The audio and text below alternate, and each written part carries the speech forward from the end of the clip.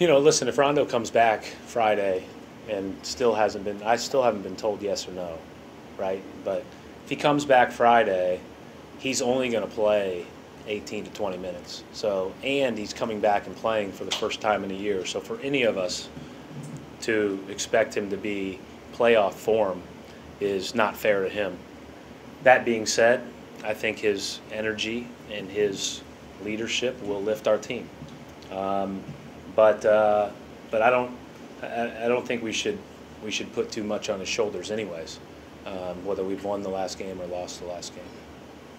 Well, we were up 3 with no timeouts, trying to get the ball inbounds, and one of the best passers in the world sitting right next to me. I didn't put him in, so no, he would not have been. I told Jay Larinaga he was next, and Walter was right after him, depending on what we needed. So that's the way we were going to roll tonight. Rondo's back, I think. We think, maybe. I don't know. Maybe. I don't We'll know. see. Maybe Friday, maybe the next Garden Report, we'll be talking about Rajon Rondo's first minutes of the season. I mean, the players are all pleading ignorance, so I guess we can too. We don't know what's going to happen. Who knows what's going to happen? Nobody knows what's going to happen. I don't know. I mean, they're saying that because they can't say when he's coming back. They honestly don't know. No, you ask them off the record, they're like, no, I really don't know. I couldn't tell you. I have no idea. But, they're not going to say it off the record because they know that that's going to end up on Twitter as soon as they say that. What? Whoever No. it'll be. The record is sacred. Okay, the record is sacred. This team's record is also sacred in that they are so close to the bottom that they can smell Andrew Wiggins. But you put Rajon Rondo on this team, and as Brad Stevens said, he's not going to be in playoff shape out the gate, obviously. He's maybe going to play 18 to 20 minutes in the first few games. Yeah. Rajon Rondo playing 18 to 20 minutes is still going to make this team significantly better. Yeah, it is. And also the softer schedule coming up. Like, they're not going to be playing on the West Coast against teams like Golden State and the Clippers in the league, yeah. Every night anymore. So naturally they're going to start winning some games. I mean, they're back from that long road trip. They've got Rondo back. They've got some confidence after this win. Like, they're not going to lose 9 in a row again anytime soon. And yeah, the narrative's going to be, look what Rondo did. He's their savior because they're winning games now.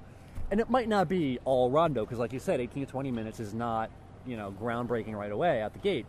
But yeah, with Rondo back, they're going to be better.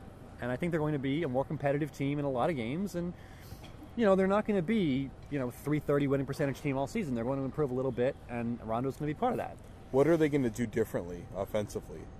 Because their offense has been, for the most part, dribble, handoff, stuff like that. Right. But they've advanced the offense a bit that they're starting to do pick and roll, pick and pop, get a little bit more spacing. We saw a lot of that tonight with Pressey at point. And I assume that the Rondo offense is going to be pretty similar to that. Well, Rondo just brings an element of court vision that nobody else on this team has. I mean, we just watched 2 months of Jordan Crawford just dribbling around with his head down, like the opposite, not even Rondo looking does. to pass the ball. And now they Yeah. have probably the guy with the best court vision in the world, say for maybe Steve Nash or Chris Paul, who can really just revolutionize their offense overnight just by using his vision to find guys in position to score. I mean, everybody on the team is going to get better instantly just by having Rondo and his ability to find them in position to score. And that is just a game changer right away. How long do you think it takes Rondo to kind of get back in the swing of things? I mean, I think his instincts have always been there, and they're not going to go anywhere. And I don't think Rondo's the kind of player that needs his physical ability so much as his brain. And his brain has not gone anywhere. So I think in his 18 to 20 minutes, it's going to be the same old Rondo pretty much right away. Mm-hmm. I don't think they're going to see that much of a drop-off. It's just, when they get back to having 36 to 40 minutes of Rondo is when they're going to be really a lot better. And, it's just the minutes they got to watch. But I think in those 18 to 20, he's going to be really solid. And he's been playing fourth graders at Connect Four to try to stay mentally sharp over the past few weeks. Absolutely. Yeah, Absolutely. no, he's getting ready for game shape. Now Jordan Crawford, the guy that we talked about before, no longer a Boston Celtic.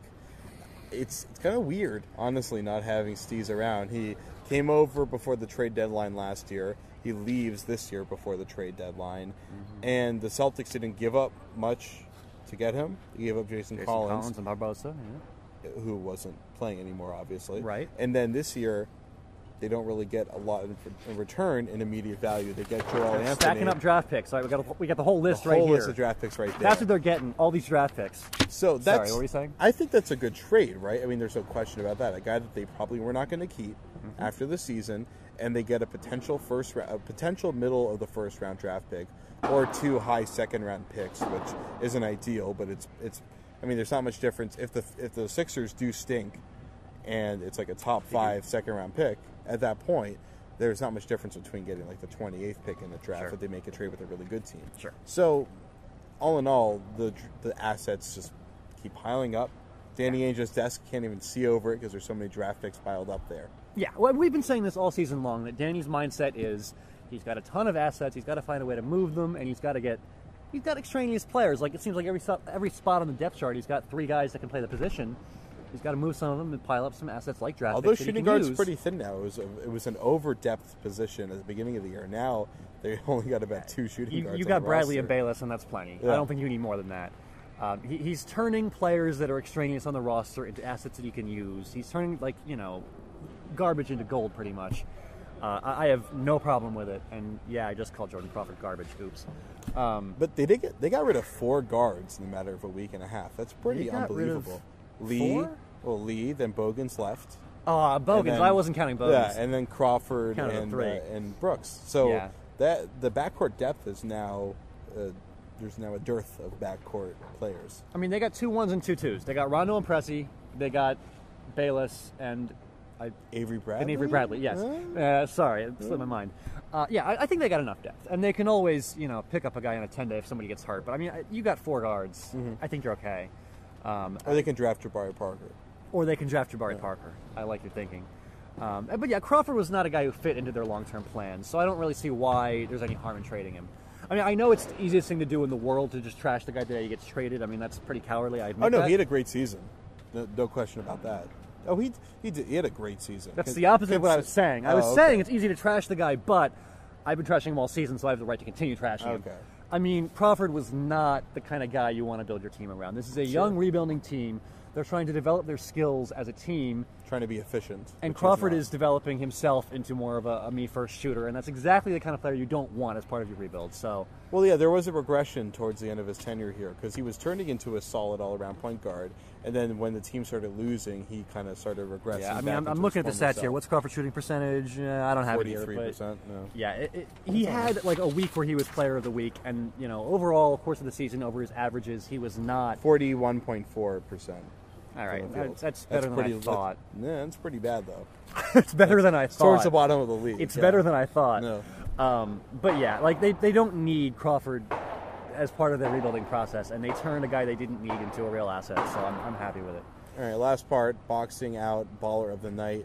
We'll be in part 3. We'll be right back. This is the Garden Report on Celticsblog and CLNS Radio. Jordan really helped his basketball team with his playmaking ability. And it sounded like I was about to cry. And Marshawn was a great teammate, and those guys did so much things for this basketball team that really helped us out. So I just wish them the best in everything they do. No, it's the business we in. Trades happen, so you deal with it and you move on. You need at least 24 hours for it to set in. Just the fact that it happened on game day and shoot around was kind of surprising. But,